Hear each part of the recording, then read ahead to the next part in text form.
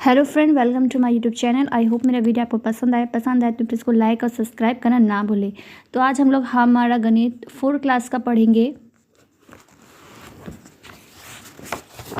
तो गाइस ये है 4 क्लास का पेज नंबर 1।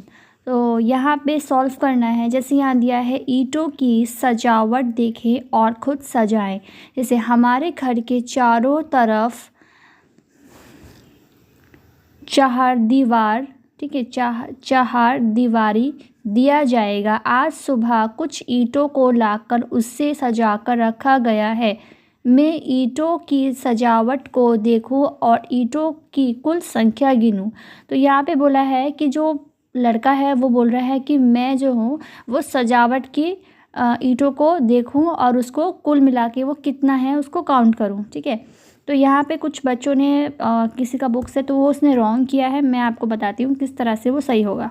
जैसे यहाँ दिया है 1 2 3 4, तो सामने में जो 4 ईंटें दिख रही हैं तो मतलब पीछे भी 4 ईंटें हैं। इसका मतलब है ये पूरे क्या है 8 हैं। इस कतार में 8 हैं। ये हिंदी में 8 लिखा है, इसको मैं इस तरह से लिख देती हूँ। फिर अब 1 2 3 4 5 6 7 8, तो यहाँ पे ये दूसरा टाइप में सजाया गया है तो ये भी 8 है। फिर 1 2 3 4, यहाँ 4 है, इसका मतलब पीछे भी 4 है तो 8। फिर 1 2 3 4 5 6 7 8, 8 है। तो इस तरह से ये लिखा गया है। उसके बाद है कुल कतारों की संख्या। तो कुल कतार कितनी है 8। प्रत्येक कतार में संख्या, अच्छा कुल कतार बोला गया है मीन्स हो जाएगा, तो यहाँ पे 8 नहीं होगा, मतलब कुल कतार बोला है, मतलब ये जितना भी है सारी ईंटें वो कितनी है। तो यहाँ पे हम 8 8 8 मतलब 4 बार करेंगे तो यहाँ हो जाएगा 32। तो यहाँ लिखेंगे हम 32। 32 मीन्स सब है। उसके बाद यहाँ पे प्रत्येक मतलब एक एक लाइन में कितनी है, तो प्रत्येक कतार में की संख्या, तो यहाँ पे हो जाएगा आपका प्रत्येक कतार में है 8। तो यहाँ लिखिए यह सजाकर रखी गई कुल ईंटों की संख्या। अब कुल ईंटें बोली हैं जो सजाई गई हैं, तो यहाँ पे हो जाएगा आपकी 1 2 3 4, 4 लाइन है। ठीक है, और क्या है एक एक लाइन में 8 है, तो 4 8 जा 32। यहाँ पे जिस स्टूडेंट ने लिखा है वो बिल्कुल सही है, 32 ये आया है। तो इस तरह से ये लिखा गया है। आई होप यहाँ तक आपको समझ में आया होगा। फिर हम लोग नेक्स्ट पेज देखते हैं, पेज नंबर 2। तो दोस्तों नंबर 1 है झिमली के खेत में 300 ईंटों को सजाकर रखना होगा।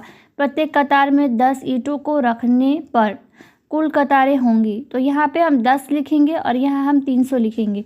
तो 10 को 300 से करेंगे तो 30 आ जाएगा। किस तरह से यहाँ डिवाइड किया गया है, जैसे 10 का टेबल में 3 0 30 आता है 3 टाइम्स में, ये किया और यहाँ आ गया आपका -0, यहाँ हो गया 0, तो 0 को 0 से किया है तो यहाँ हमने 0 लिखा है, तो ये हो गया आपका 3 0 30 आंसर।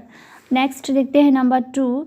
सुजीत ने प्रत्येक कतार में 8 ईंटों को रखते हुए कुल 208 ईंटों को सजाकर रखना है। तो यहाँ पे आपका आ जाएगा 208 और यहाँ हो जाएगा 8। यहाँ मैं लिख देती हूँ 1 मिनट।